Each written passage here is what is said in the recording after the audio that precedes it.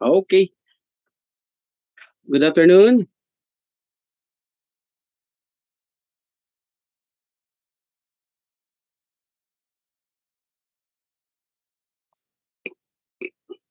Hi, good afternoon guys. Dinig na ba yung aking audio? Yes po. Kindly confirm. Dinig Oh, po. dinig na. Sige.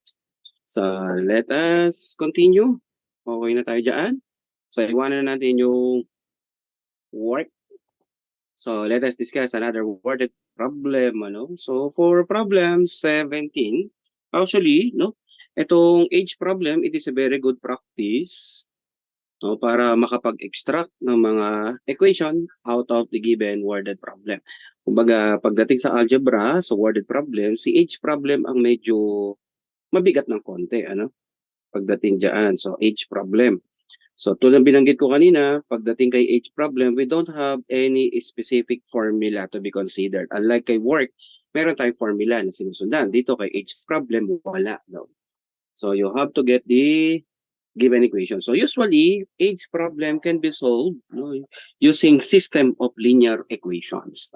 Yung tinatawag natin 2 equations to unknown, 3 equations, 3 unknown. So ibig sabihin, ang effort natin dito is to get those system of linear equations. Yun ang kailangan natin, extract yung equation na yan. So kay age problem, para hindi tayo mahirapan, meron yung mga common or minimum requirements to be considered. Unang-una, kailangan, kasi English yan, kailangan alam natin kung kailan siya past, present, at saka future. No? Yung mga tenses na ginamit doon sa problem. So kasi pagka ginamit nating word is to represent past, so in mathematics, it should be minus.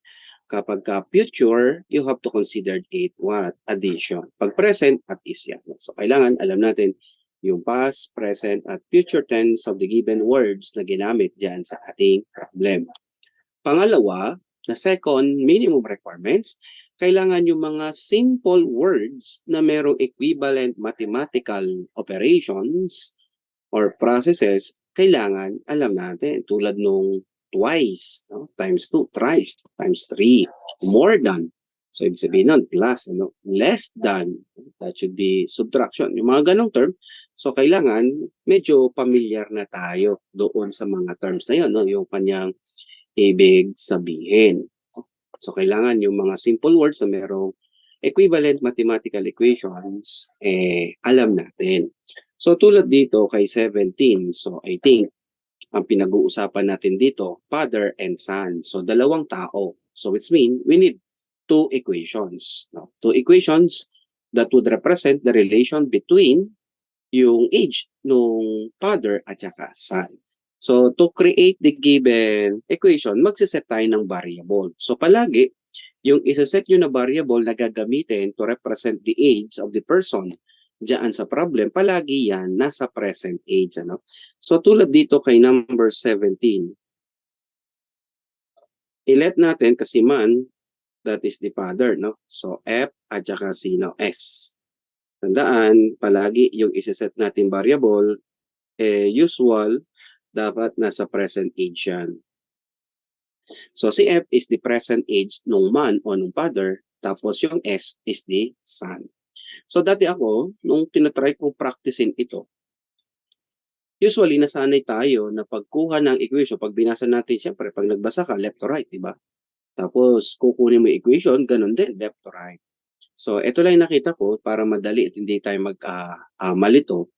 Always, kapag pa-practice ka pa lang, kunin mo yung equation that represent the given problem, baybayin mo siya or basahin mo siya right to left yung pagkuha ng equation. So, anong ibig ko sabihin? Tulad dito, a man is 25 years older than his son.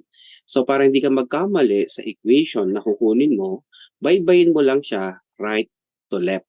No? So, tulad dito, son, present age ni son. So, it should be S. Pag sinabing older than, dapat ano yon? Plus, ilan daw? 25. Sino siya? The present age of the father. So, a man is 25 years older than his son. So, right to left dapat yan. Son, S. older than, so plus 25, sino? Si man, no? Usually kasi, ang ginagawa natin, man, father, is usually equal 25 plus S. Sa positive sense, walang problema. Parehas lang yan ng S plus 25 equal F. Pero pag nasanay ka na left to right ang pagkuha ng equation, kapag ka yung statement ginawang negative side, ano yung negative side? So instead na man is 25 years older than his son, what if baka mamaya gawin ng problem, his son is 25 years younger than his father. So kapag nasanay ka left to right, tumatama ka kapag nasa positive side. Pag ginawang negative side, so maging malaki na ang difference. Kaya pag nagpa-practice ka pa lang, always try to construct the equation right to left. After mo siyang basahin, baybayin mo lang siya right to left. No? Son, that is S, older than, plus 25, sino yan? Si father. That should be the first equation. Now, second equation, in 10 years. So, ibig sabihin, in 10 years, that is what? Future. So, kung tatanda si son ng 10 years, syempre, tatanda rin dapat si man ng 10 years. So, anong binanggit? In 10 years, he will be 10, more than twice as old as his son. So yung second statement, we are repairing or comparing the age of his son or the age of the son and the father 10 years from now. So right to left tayo. Son. Ano edad ngayon ni son? S in 10 years, ilan siya? So it should be S plus 10. Okay? S plus 10, that is the age of the sun 10 years from now. Okay, sun. Ayun. Anong binanggit? Twice. Pag sinabing twice, ano yun? Times 2. Okay? More than, plus pa daw. Ilan? 10. Sino yun? He. Sino si he? That is the father. Ano edad ni father ngayon? F. In 10 years, ilan siya? Plus 10. So you have now the second equation. In 10 years, he will be 10 more than twice as old as his son. Ano edad ngayon ni son? S. In 10 years, S plus 10. Ano binanggit? Twice. So times 2. More than plus 10, sino? Si father. So in that case, you have now the two equation. So madali na yan. This is the first equation and you have the second equation. So in that case, pwede mo na gamitin ang iyong calculator, mode 5, 1. Pero in this case, madali lang naman ito. Ang gagawin ko na lang ay just substitute the first equation here. So makukuha na natin yung edad ng kanyang anak at present. So i-distribute ko na. Meron akong 2s plus 20 plus 10 equal. Palitan natin si f ng s. So it would be s plus 25 plus 10. So obviously, S now, it should be only equal kanino? 35 minus 30, so that is 5. So that should be the answer. Which means, kung kukunin natin, father, it is only 30 years old. Nakuha? So in this case, yung edad ni son ang hinahanap, so you have the final answer. Nakuha? Then start. Nakuha? Or simply, gamit ka na lang ng two equations to unknown. So ito yung binabanggit natin, system of linear equations. So kung dalawa yung pinag-uusapan sa problem, you need two equations to solve for that particular problem. So habang nagsasanay ka, you get the equation right to left. Baybayin mo lang right to left, makukuha mo yung equivalent equation. So pagdating dito kay age problem, I'm not expecting na makuha agad or ma-master natin. Kahit ako dati, no, matagal. So, consistent practice pagdating dito kay age problem. Kasi kay age problem, dyan mo ma-encounter yung different words. No? Napakarami mong words na pwedeng ma-encounter dyan that represent a certain mathematical operation. So, kailangan lang talaga consistent practice pagdating dyan kay age problem para hindi ka mahirapan mag-extract ng equation. Okay? So, try natin yung next problem. Sino yung pinag-uusapan? 10 years ago, I was 3 times as old as you are. So, ibig sabihin, no, sa problem, comparison ng ating age. Okay? So, ilet na lang ulit natin I, that is ako yun, and Y is you. So, that is present age ulit. So, I, this is my present age, and Y, that is your present age. So ano binanggit? 10 years ago. So we are comparing past. Pagka 10 years ago, minus. Ano binanggit ng problem? I was 3 times as old as you are. Okay, right to left. You, ano edad mo ngayon? Y. 10 years ang pinag-uusapan. So 10 years ago, minus 10. That is your age 10 years ago. Y minus 10. Anong binanggit? Ano? 3 times. O, yun na pala. So, 3 times. 3 times ng iyong age 10 years ago, that is my that is my age 10 years ago. So, I minus 10. Meron ka na agad first equation. Second equation, ibibigay din yan. In 6 more years. So, ulit, that is future. So, plus. So, ulit, right to left. In 6 more years, I will be twice as old as you are. Ano edad mo ngayon? Y. In 6 years? Plus 6. Anong binanggit ng problem? Twice. Yun ang edad ko. I plus 6. So you have now the second equation. So 2 equations to unknown, okay na yan. Kuha na natin. So ayusin ko na lang. Gamitin na lang natin, kapatid, is what? System of linear equation. So, ang gagawin ko, distribute natin ito, rearrange ko. Meron akong 3y. Tapos, i-transpose ko si I minus I equal. So, itong 3 times negative 10, 30, ilipat ko rito. So, magkakaroon ako ng negative 10 plus 30. So, this should be 20. Equation 1. So, ganun din ito. Magkakaroon na lang ako ng 2y minus I equal. So, 6 minus 12, so negative 6. So, meron na tayong 2 equations to unknown. Kung hindi ko nagagamitan ng calcu, ang gagawin ko na lang dyan, since y ang hinahanap, i-minus ko na lang ito. So, 3y minus 2y, it should be y. Negative I minus negative, negative, negative, positive, so cancel si I. Negative times negative, positive, so 20 plus 6. So y, it is only 26. So that should be the answer. So you are already 26 years old. So that should be our final answer. Nakuha? So ngayon, kung hinanap naman si I, so simple na lang. You just substitute either sa first equation or second equation. So kapag sinubstitute natin dito, so you have 3y minus I equal 20. So 3 times 26, ilan yon kapatid? That should be 78. So 78, i-minus natin si 20. So that is 58. No, I is 58. Okay? Any question regarding problem number 18? So si Y na lang kinuha natin, 26. Now, kung ayaw mo manually, pwede mo nang ipasok ito sa ating calculator. Mode 5.1. So, A is for Y, B is for I. So, 3, check lang natin kung tama ba yung compute natin. Negative 1 and 20, no? Then, this is 2. Negative 1 lang ulit. And this should be negative 6. Okay, equal. O, tama lang. 26. Then, 58 as what we compute. Okay? Kuha? So, any question regarding number 18? Iwanan ko pa, ha?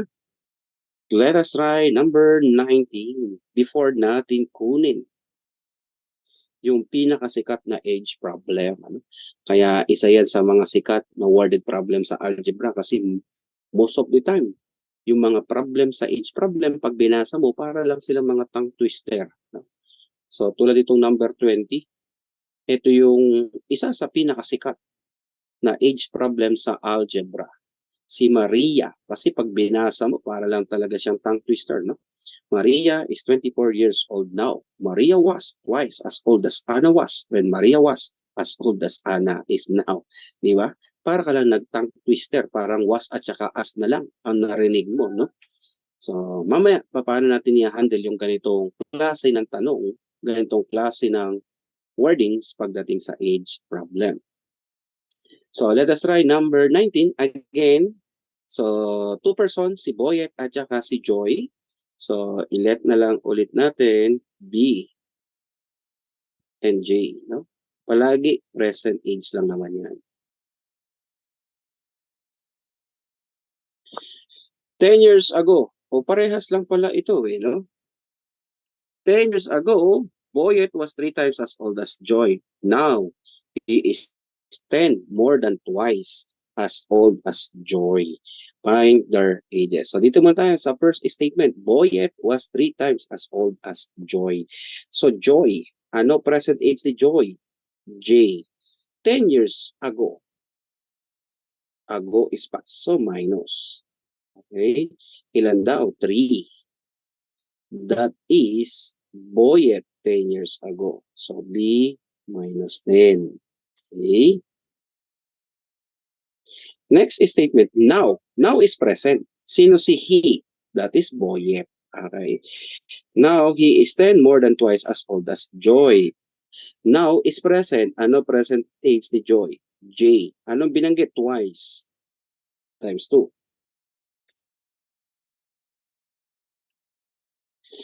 More than pa daw. So, plus 10. Sino? He. Sino si he? That is Boyet. You have now the second equation. Di ba? Simple lang. Right to left, kuha mo agad. So, 2J plus 10 equals B. So, ano ang edad nila kapatid? Okay?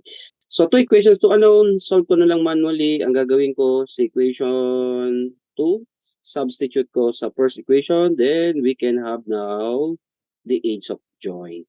So, distribute ko muna si J or si 3. So, 3J minus 30 equal.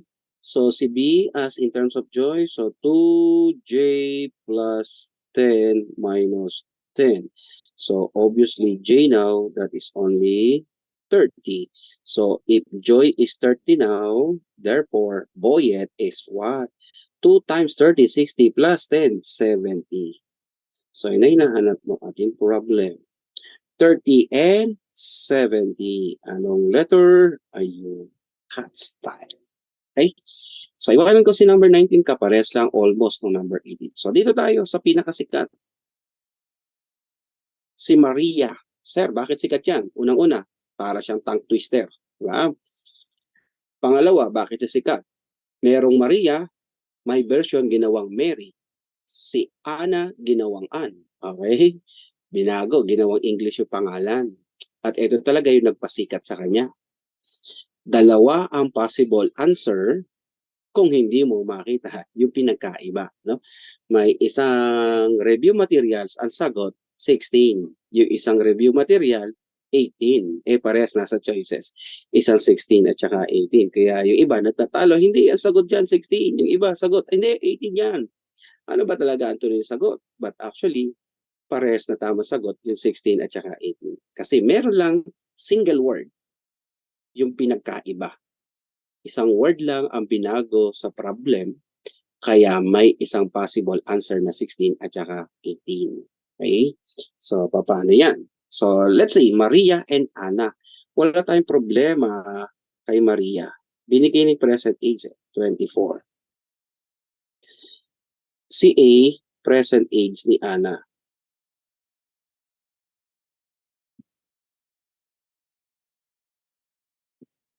Yan ang hinahanap sa problem. Now, ilet na lang natin si X. Sino si X? Ito yung pwede natin sabihin na age gap. Okay? Ano yung age gap? Siyempre, alam na natin yan, difference of age between two person. At ano yung behavior ng age gap? Tandaan nyo, ang age gap, constant yan. Hindi nagbabago yung age gap between two specific person. Siyempre, no? Hindi pwede. Let's say, ngayon, ang age gap nyo ng inyong mother is 30. Next year, 29 na lang kasi tumanda ka. So, hindi pwedeng ganun. Ano? So, age gap, no? The difference of age between two specific person, it is always constant all throughout. Hindi pwedeng magbago yun. Ano?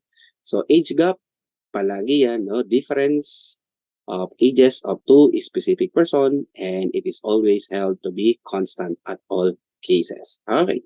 So, try natin ito. No? Pag binasa mo, Maria was twice as old as Anna was when Maria was as old as Anna is now. So ang gawin natin para hindi siya maging tongue twister, hati-hatiin natin yan. Sa answer, first equation, it would be Maria was twice as old as Anna was. Kompleto na kasi yan eh. Hanggang doon lang. Now, ito gusto ko tingnan nyo doon. Was. Was is past. So, ibig sabihin, Anna was is referring to past age of Anna. Ang nagpahirap lang ng konti rito, unlike sa previous problem, 10 years ago, binigay kung ilang years yung past na yon. No? Ibig sabihin ng 10 years ago, that is Boyet was. Okay? So, Boyet was, so yung was na yon, that is referring to 10 years ago. Pero dito, hindi binanggit kung ilang taon itong was.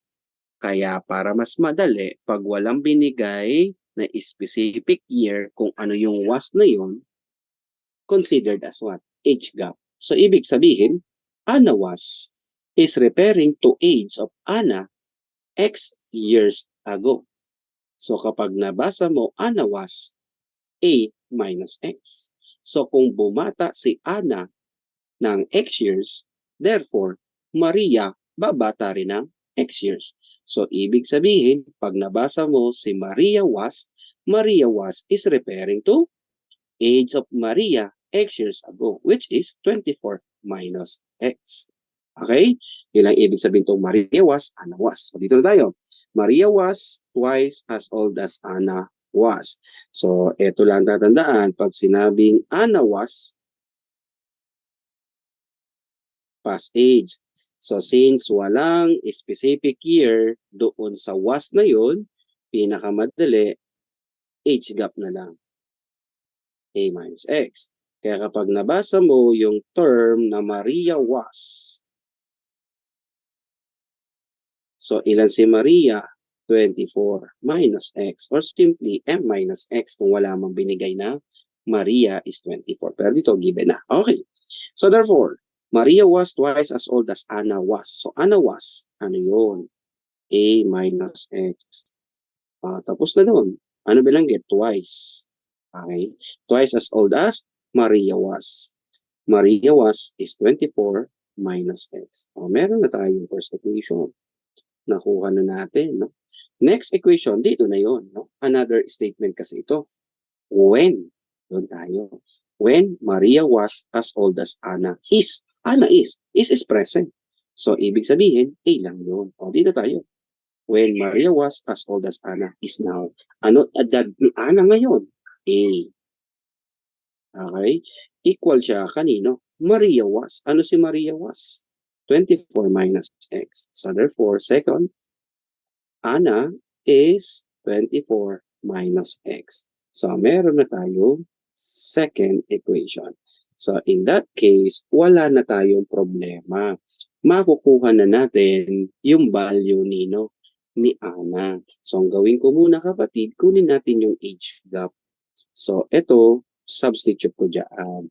Anong meron? After the substitution, ito na ang lalabas na equation. Manually, no? Pero pwede na kay calculator yan. Imamanual ko lang. 2 times, ano si A? 24 minus X. So that is 8. So minus X pa tayo. Equal 24 minus X. So, meron tayong distribute mo na 48 minus 4X equal to 24 minus X. Kaya pag kinuha natin si X, 48 minus 24 is 24. 4 minus 1 is 3. So, 24 over 3, that is what? 8. So, the age gap between Maria and Anna is 8. Which conclude now, Anna is 24 minus 8. So, ilan siya? 16. So, that should be the present age of Anna. Anong letter ito? Baligtara. Okay? Nakuha ba? So, pag walang specific year, gamitin mo yung age gap as X. Kaya pag Maria was, Maria will. So, pag will naman, future. So, instead of minus, plus naman yan. Yan kasi is was. So, Maria was, Anna was, minus yung x na lang. Pero pag ginamit is will, future, yun, no? Eh sir, nabasa namin yan eh. Yung isa, ang sagot nila po is 18. Sa inyo is 16. Alin ang tama? Excuse me. Excuse me. Parehas na tama yan. Yung isa, 16. Yung isa, 18. Sir, paano malalaman kung kailan 16 at 18? Simple lang. Ito yung word. Isang word lang na binago. Ano yun, sir? Ito, titignan mo. Maria was. Pag Maria was, 16 yun. Yung 18 ang sagot, ang statement dito, Maria is. Yun. So, dito is Maria is. Kapag itong first was na to, ginawang is. Dahil sa sobrang daming was at as na lang, hindi napansin na ito ginawang is na. So, kapag is ito, ang sagot is what? 18. No? Maria was, kasi dito, pag Maria was, may minus x ka rito. Pero pag ito ginawang Maria is present. So, itong equation na to, wala na tayong minus x. Magiging first equation mo, 2 times a minus x equal to 24. Kapag ang ginamit is Maria is. So, lalabas dito, 24 over 4, 6. So, 6 lang yung magiging age gap. Kaya ang sagot, 16. Okay? So, pag Maria was, ito daw. Kaya iba, ang inaalala nila, kapag ang term na ginamit is Maria was 16. Pero kapag ang ginamit na term, Maria is, ang sagot daw doon, Ana is what? 18.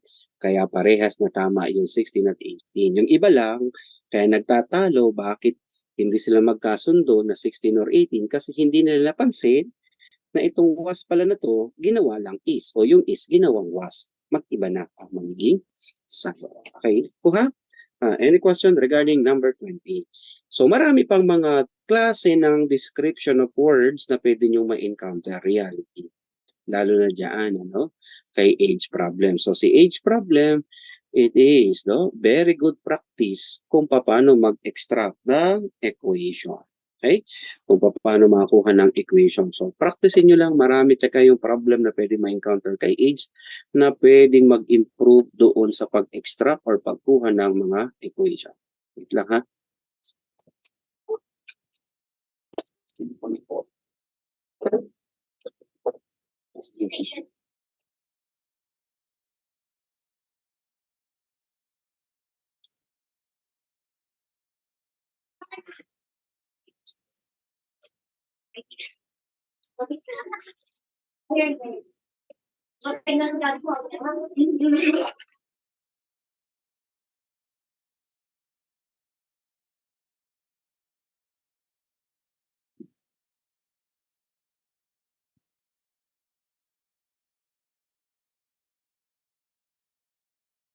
Okay, so any question kapatid? Kumuha lang ako ng t-shirt, bigla ako sinipon. Okay, so may tanong ba dyan sa age problem? So marami kayong mga references sa internet. Type mo lang, no? Age problem, marami ng problem na pwede lumabas yan. So pwede nyo practicein, ano? Isa to sa pinakamagandang practicein sa worded problem so, para mag-improve yung pag-extract ng mga equation out of the worded problems. Okay, so iwanan ko yan. Let us try number 21. No? So 21, this is no longer age problem. This is another worded problem na pwede nating ma-encounter not only in algebra but also in other mathematics. So tawag natin dyan mixture.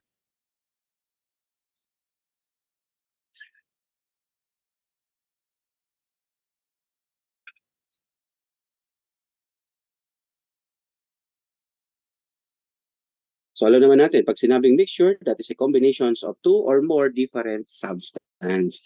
So kaparehas ito ng age problem, wala tayong specific formula. It is solved using system of linear equations. However, mas madaling kunin yung equation nito. Mas madali kung paano mag-extract ng equation nito. So ang pag-extract nito, simple lang. Isipin mo na para ka lang nagluluto. Yeah? Pagka nagluluto ka, lalo na sa mga fine dining, sa mga restaurant, ano? So pag nagluto yung chef diyan, so lahat ng ingredients proper na naka-measure 'yan. Yung iba pagka sa katagalan, alam na nila ang gamit tansya method. Pero kapagka yan, nagde-develop pa lang ng mga bagong recipe, so kwentado lahat yan. Lahat ng ingredients na ginagamit, nakatakal talaga yan, may concentration. So parang ganito lang din si mixture. All you have to do, you just prepare the ingredients. So after mong i-prepare, di ba pag nagluto ka, pagsasama-samahin mo lang. Tapos gagamitin lang natin yung tinatawag na scissor method. Okay? Sir, ano yung scissor? Scissor method. So yung scissor, di ba pagka gumagamit ka ng gunting, pag naka-open yung gunting, ano itsura, no? Para siyang X. Yan. Pagka X, ibig sabihin, anong mathematical operation yon? Multiplication lang. So, paano yan, ano? So, let us consider, magpiprepare or magluluto tayo ng certain acid. A mixture containing 6% boric acid is to be mixed with 2 quarts of a mixture which is 15% boric acid in order to obtain a solution which is 12% boric acid.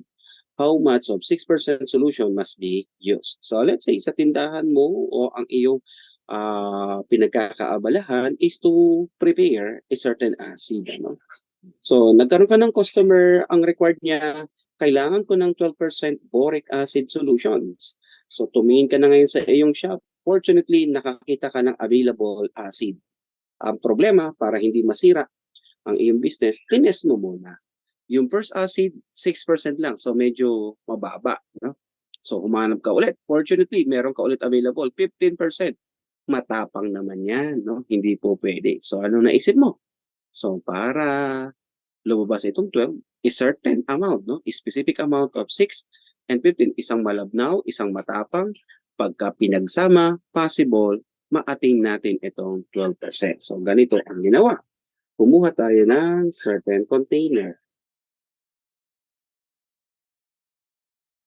Sabihin na lang natin, ito yung container ng ating first solution na available. Tapos ko na lang dito. Ito yung second. Tapos, ito yung finished product. Nalakihan ko lang ng konti. Okay. So, ang kailangan natin is a boric acid. So, sa mixture na to, so pagka solution or mixture, that is a combination of 2 or more. So, sabihin na lang natin, ito yung acid. So, kung solution yan, so, i-dilute lang natin ng konti yung pure acid para hindi siya ganun katapang. Ang pwede natin pag-dilute, sabihin na lang natin is water. So, ang ilalagay mo lang dito is the concentration. So, unahin ko yung required. Ano yung required sa atin? 12% boric acid. So, ibig sabihin, in terms of percentage, dito sa container na to, dapat 12% yan gawa sa acid. So, yung remaining part, dapat 100 total yan. So, 88% nun, that is water. So, hindi na binanggit kung gaano karami yung required. Basta ang kailangan lang natin, 12% acid. So, pumunta ka na sa iyong shop, naghanap ka, nakakita ka ng same solution, acid and water. But, upon testing, okay? Upon testing, 6% lang ito. At ito, 94 yung tubig. So, medyo malabnaw. So ngayon, naghanap ka pa ulit ng another solutions. So nakakita ka ng another solutions, which is, nung chinek mo, 15% yung kanyang acid concentration. So medyo matapang, 85%. Gaano karami itong 15%? In terms of volume, sa taas, volume or mass, sa taas lang yan. 2 quarts. So ito ngayon nahanap. Gaano karami nitong 6% ang gagamitin natin. In terms of quarts, sabihin natin is what? X in terms of volume. So, gaano karami? The amount is X. Anong gagawin natin? Iko-combine, imi-mix. Pagka-mix, plus. Ito dapat ang maging output. Gaano karami ito? Di ba tandaan, mass volume are always additive. Mass is additive, volume is additive. So meron akong x quarts of this given solution at saka 2 quarts of this given solution. So therefore, gaano karami ito? X plus 2. Okay? So that should be the illustration for problem 21. Pag nagawa mo na ito ng tama, madali na lang yan. Gagamit ka ng scissor method. May scissor ba ako rito? Insert picture. Don't find. Parang wala akong ito. Laki pala scissor nito. Yun. Laki. Ayan.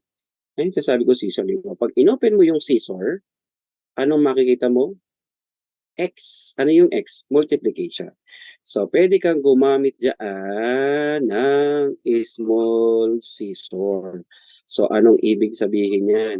Kung saan nakatapat yung blade ng scissor, imumultiply mo. Okay? So, kung gumamit ka ng small scissor sa first box, small scissor na rin sa second box at saka sa last box. Okay? So, kung dalawa ang nawawala, pwede kang gumamit ng dalawang scissor. Small scissor at saka big scissor. O, pag big scissor, saan nakatapat? I-multiply. Basta scissor, multiplication. So since isa lang naman ang nawawala dito, pwede na yung small scissor. So kung ilan yung nawawala, ganun karaming scissor ang gagamitin mo. Kung tatlo, small, medium, large na scissor ang gagamitin. Okay? Or simply, yung first equation mo, automatic, mass x plus 2 equal, ito yung output. Kaya lang, pag yun ang ginamit natin, wala tayong makukuha. Pagka 1 equation 1 na known, automatic, small scissor or big scissor na lang ang gamitin mo. O, gamit ako, small scissor. So, anong makikita mo equation? X times 6%. Pwede mong gawing decimal or pwede mong i-percentage na lang. Pag naka-percentage, dapat consistent ka percentage. Okay? Kung decimal mo, consistent ka dapat decimal. So, small scissor na lang ako. Ano lalabas na equation? Therefore, meron akong 6x. Tapos, ililipat ko lang yung scissor ko dito. Ano meron? Saan siya nakatapat? 2 at saka 15. So, 15 times 2. Ililipat ko lang dito. So, nakita natin, you have only x plus 2 times 12. Sir, ano operation? Sundan mo lang, ano yung operation in between boxes? So, plus, equal. Ayan na, 1 equation 1 na nun, solve mo na yung value ng x. So, therefore, solving for x, so, meron na tayo, ilan yan, kapatid? So, you have 15 times 2, 30. Minus ko, 2 times 12, 24.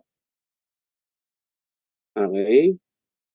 12x minus 6x, so this should be 6. So 6 over 6, 1. Oh, that should be the answer. So you have to use only 1 quarts. Anong letter? This should be dog style. Nakuha ba? So ganyan lang pag-solve ng mixture. Ibig sabihin, ang goal mo or ang effort mo ngayon, ito. Pag tama na ito, madali nang kunin yung equation. Either small or big scissor. Basta scissor, multiply. Kung saan nakatapat yung blade, yun ang kailangan mong i-multiply. Nakuha? Any question regarding problem number 21? Okay? So, try pa natin another. 22. Ano naman ang kailangan natin i-construct na solution? 10 liters of 25. O brine solution, isa sa pinakasikat, no? Brine solution. Pagka brine or salt solution, that is only majority or main component niyan, salt at saka water na. So 10 liters of 25% salt solution and 15 liters of 35 salt solution are poured into a drum originally containing 30 liters of 10% salt solution. What is the percent concentration in the mixture? So parang dito nag-experiment ka pa, no? Hindi mo pa alam kung ano yung required na timplada, ano yung masarap na timpla. Kaya anong ginawa mo? So, experiment ka ng different concentration of the solution. So, ito yung mga solutions natin, no? Meron tayong original na 25, another na 35, salt solution, then another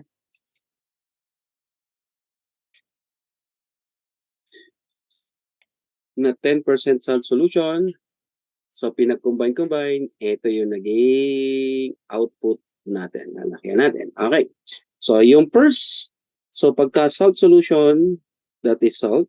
Salt is NaCl, sodium chloride, tapos water. So, yung ating first solution in terms of volume in liters, gaano siya karami? 10 liters. Pero yung concentration, 25. So, water nito, 75%. Then another, gaano karami? 15 liters naman ito. Ano nga lang ang concentration? 35 liters or 35%. So, ibig sabihin ng water, 65. Then another is what? 30 liters.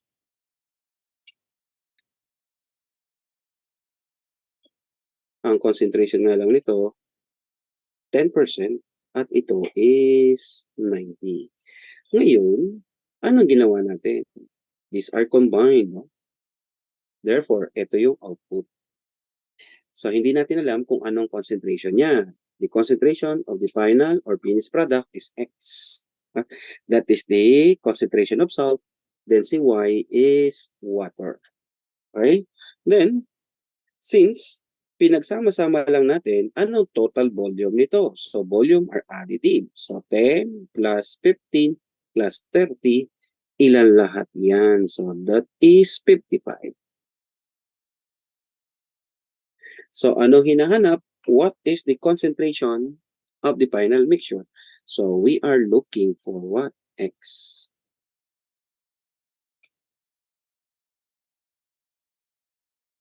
So, si X lang hinahanap, agad tapos na yan. One equation, one ano na lang. Ano gagamitin natin? Scissor method. Small scissor na lang dito. Okay? Small scissor. So, ano makikita nating equation? You have only 10 times 25. I-plus ko na yung 15 times 35. I-plus ko na yung 30 times 10 equal dapat yan sa 55x. O, kuha agad the value of x in terms of percentage. Okay? O, simple lang ito. Kaya mas madali yung mixture problem basta na-construct mo na yung ganyang illustration. Scissor method. Walang kahirap-hirap kung paano kunin yung equation. Okay? So, pwede ko nang diretsuhin ito. 10 times 25 plus 15 times 35 plus 30 times 10 at saka ako na lang i-divide ng 55. Naka-percentage na yan. Ano lumabas? 19.54. 5454. Ano to? Percentage. That should be the answer. 19.55 will do. Anong letter are we ba? Di ba? Simple lang pala yung mixture problem. Ganyan lang ang solution. Eh sir, paano pag hinanap si Y? Concentration naman yan ng tubig. Tandaan, kung papasilin mo, 2575, 3565, 1090, ano yan? 100. So, x plus y is 100. So, 100 minus na lang ito. That is the value of y. Kung ayaw mo yun, pwede kang gumamit ng big scissor din. So, pag big scissor, makukuha mo naman si y. Or simply, dahil alam mo na ang value ng x, 100 minus x, that is the value of y. Kasi dapat dito, palagi pag inad mo yung total concentration, it should always 100. Okay? Kuha, may tanong dyan. Simple lang yung mixture problem. Okay? So, last problem sa mixture. A 5-gallon radiator containing a mixture of water and antifreeze. So, mga sasakyan. So, nilalagyan natin ng antifreeze solution, yung coolant na tinatawag natin, ano, para hindi mag-overheat yung ating mga sasakyan kahit mag-long drive ka, no? So, yung radiator capacity ng ating radiator, so 5 gallon daw yan, no? A mixture of water and antifreeze o yung ating coolant. So yung coolant na gagamitin natin, dapat 50% antifreeze solution. When tested, it was found to have only 40% antifreeze. So ngayon, how much must be drained out and replaced with pure antifreeze so that the radiator will then contain the desired 50% antifreeze solution. So sir, paano yun? So let's say, ang kailangan nating ma-prepare na coolant in terms of volume, ano siya, no? In terms of volume, it should be 5 gallons. Okay? Etong coolant na to, you have antifreeze,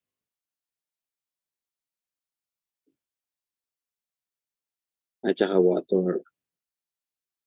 So, yung required sa atin, kailangan 50-50. Yan, 50-50.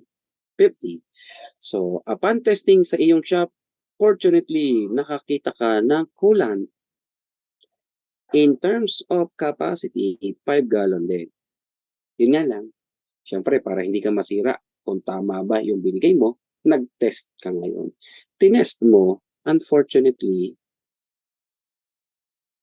malabnaw, no? 40% antifreeze, 60% is water. So, hindi po pwede. Okay? Mabilis uminit. So, hindi pwede. So, nakaisip ka ng paraan.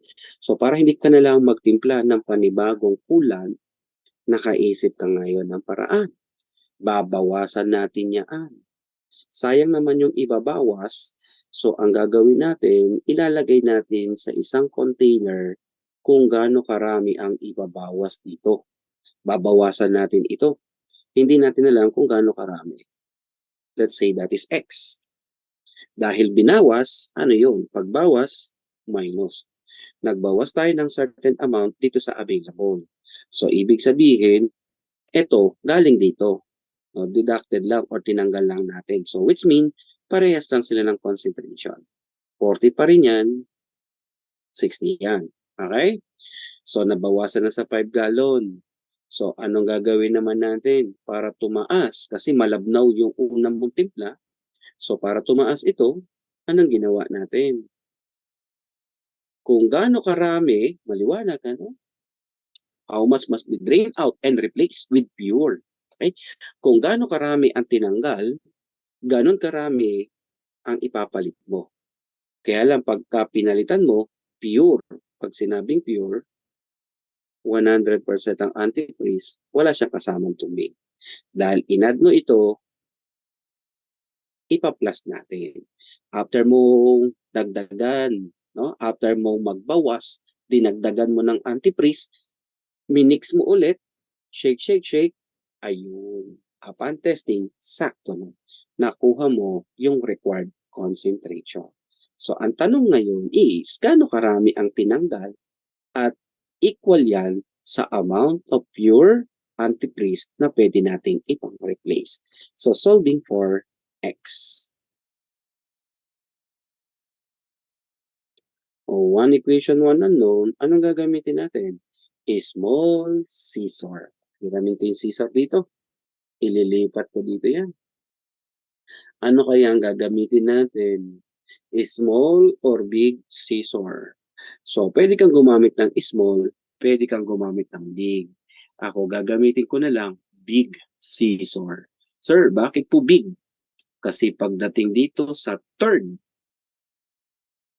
box, yan, x times 0. So, mas maiksi yung aking equation. Wala kasi problema kung gagamit ka ng small or big. Parehas sa lalabas na sagot. Kung one equation, one unknown, pwede kang gumamit small or big. Pag two equations, two unknown, pwede kang gumamit small and big. Pag three equations, three unknown, small, medium, large. Okay, so on and so forth. So dito, para mas mabilis yung aking equation, para mas kukunti yung term, gagamit ako ng big scissor. Ayun. Using big scissor, saan nakatapat? Sa first box, 5 times kanino? 60. Tapos minus. Sa second box, saan siya nakatapat? Ililipat ko tong scissor ko. Ayun. Saan siya nakatapat? Kay X at saka 60. Okay, yung port box, ayun, naka-0 naman siya, no? So, hindi ko na isasama o yung third box rather. Sige, isama ko lang para makita. Plus, ano siya, x multiplied by 0. So, 0 lang din naman yan. Then, equal natin. So, you have 5 plus 50. O, ayun.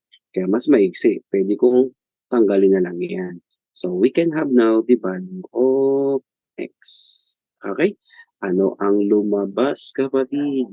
So, you have factored out natin. You have 5 times 60 minus 50. I-divide natin kanina. 60. So, ano lumabas sagot? I think this should be 5 over 6. Ito, lipat. 60 minus 50 is 10. 10 times 5 is 50 divided by 60. So, 5 over 6. Yun ang sagot. Baligtaran. So, in this case, gumamit lang ako ng big scissor. Sir, bakit? Para mas maiksi yung equation ko. Kasi yung third box, 0. Wala mong problema yan kung gagamit ka ng small scissor. Ayun, naka-small scissor. Pag small scissor, 1, 2, 3, 4. No? 4 yung term ng ating equation. Pero same din ang lalabas na sagot. O, yun lang naman. Ganun lang kadali yung ating mixture problem. So, gagamit ka lang ng scissor method. Ang scissor, multiplication. Kung saan nakatapat yung blade, you have to multiply. Tapos sundan mo lang kung anong operation between box. Wala nang problema. Okay? Clear? May tanong dyan sa scissor method or mixture problem. Okay tayo? Mas madali yung mixture compare kay age. Si age kasi, marami pa kayong mga term na pwedeng ma-encounter dyan na pwedeng maging tongue twister. Kay mixture, direct lang. Okay? So, iwanan ko si mixture, 24. Isa ito sa medyo madali, no? Kaya yung mga previous board exam, paisa-isa na lang, no? Once in a while na lang ibigay ito kasi sa sobrang dali. Clock problem. Kasi nga naman, pagka hindi mo alam solving si clock problem, pwede kang gumamit ng approximation. So, pwede mong i-move, no, yung hands ng iyong orasan. Makikita mo yung possible answer. So, sa clock problem, total, nandyan siya. Babalikan lang natin.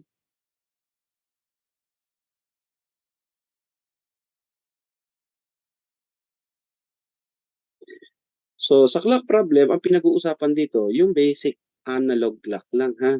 Hindi yung may chrono. So, dito, basic analog clock. So, pag basic na analog, yung tatlo ang moving part.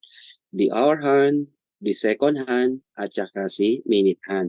So, eto palagi yung mga variable, ha? Hindi ko babaguhin. Let yung Z talaga ang ginagamit. Ito yung movement.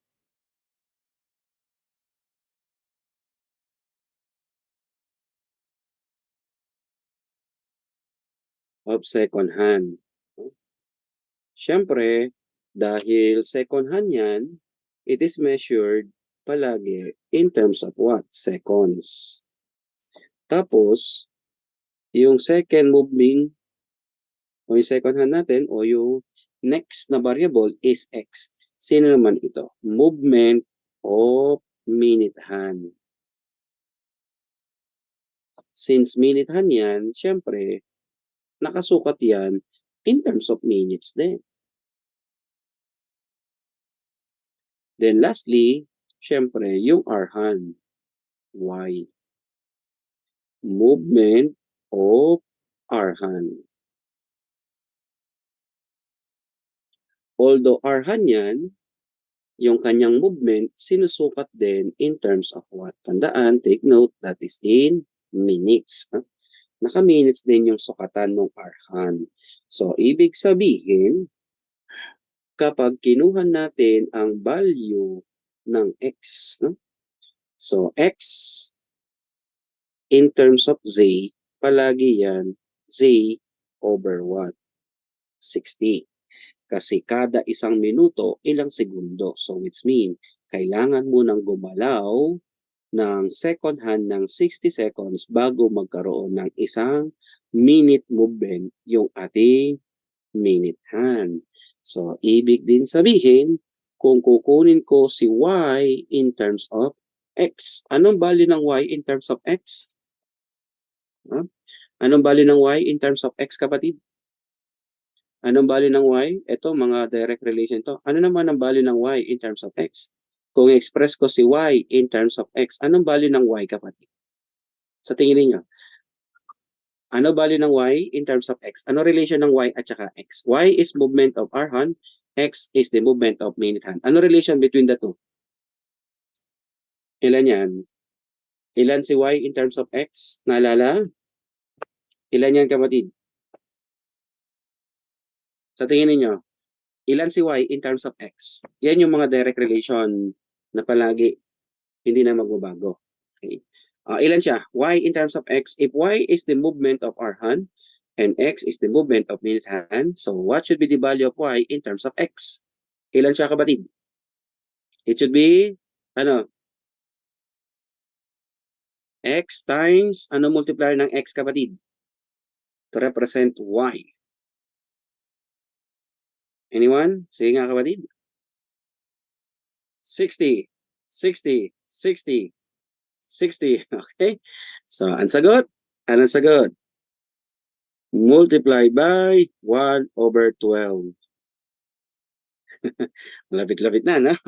But it should be, ibig sabihin, ang y, it is x/12. Sir, bakit po x/12?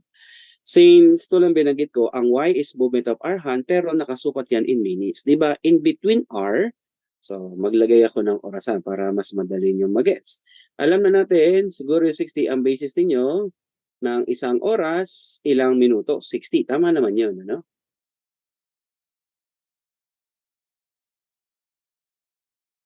Ano umangat nito?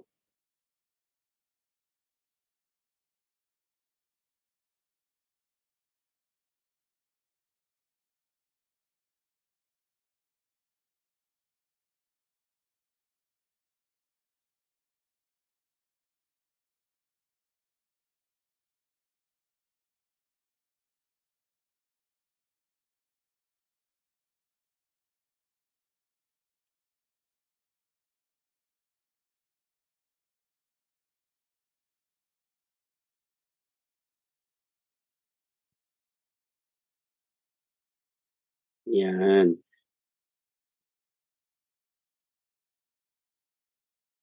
Okay? So, alam naman, tama naman na ang isang oras is 60 minutes. Pero since yung movement ng Arhan ay nakasukat sa minutes, ibig sabihin, hindi naman tatalon agad si Arhan, let's say at 12 o'clock, hindi naman siya tatalon ng diretso sa 1. Ang movement niya, paunti-unti. At in between hours, kung papansinin natin, meron tayong 5 minutes in between. 12 to 1, ilang minuto itong pagitan? 5. So, ibig sabihin, every 12 minutes, gagalaw si minute hand ng 1 minute. Okay? After 12 minutes, let's say 12 o'clock, nandito si Arhan. So, gagalaw ngayon si minute hand. Pag naka 12 minutes na si minute hand, gagalaw si Arhan ng isa. O, nandito na sa first position. After another 12, sa pangalawa. After nung pangatlo, after nung 36 minutes, nasa pangatlo. After 48, nasa na siya? Nasa pang-apat. Pagdating ng 60, nandito na siya kanina. Taiwan. So, ibig sabihin, after 60 minutes, nakailang minutong galaw si Arhan? 5 minutes. Kaya gagalaw si Arhan ng 1 minute every 12 minutes. Okay, gets ba? Nakuha yung value na yon. Okay, kaya x/12 palagi yan, ha? X ang y, it is always x/12. Kasi tandaan, si y nakasukat din saan? Minutes. Okay? So, in terms of minutes. So, paano gamitin yan? Let us consider.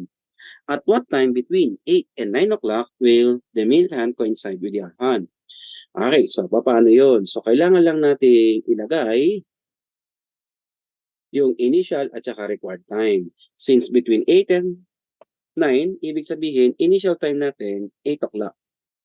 Ilagay lang natin, ito yung Arhan, ano? Iksi, yan si Arhan, at ito si Minute Han.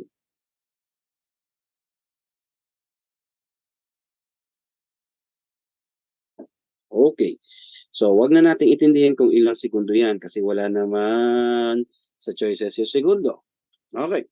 At what time between 8 and 9 o'clock will the minute hand coincide with the hour hand? So, anong ibig sabihin? Ano? Since alam natin mas mabilis ang movement ng minute hand, so unti-unti, aabutan ngayon ni minute hand si hour hand. Saan sila pwedeng magpang-abot? Siyempre, magpapang-abot yan in between 8 and 9. So, let us consider, eto na siya ngayon. Ano? Draw na to scale. So, nandito na ngayon yung hands ng ating orasan. Coincide, magkapatong. Nandito, si minute hand, nandyan na rin sino? Si hour hand. So, anong oras yan? So, since alam natin, ano pa rin oras yan? 8 o'clock. So, para makuha yung specific time, sino lang hahanapin natin? Si X. Ilang minuto yan? So, to get the minutes, kukunin lang natin, nag-start siya kanino? Kay 12, umabot siya rito. So, ibig sabihin, yan lahat ang movement ng ating minute hand. At ang movement ng minute hand, sino yun? Yung ating X. So, ibig sabihin, kukunin lang natin gaano kalayo yan, that is in terms of X. So, pag nahanap mo na si X, okay na tayo. Kuha mo na kasi ang oras is 8 o'clock and X minutes. So, si X na lang ang hinahanap. So, ang gagawin mo, bibilangin mo lang ito. Paano po magbilang? Paano magbilang? Ano? Wait lang, natawag. Hindi ko siya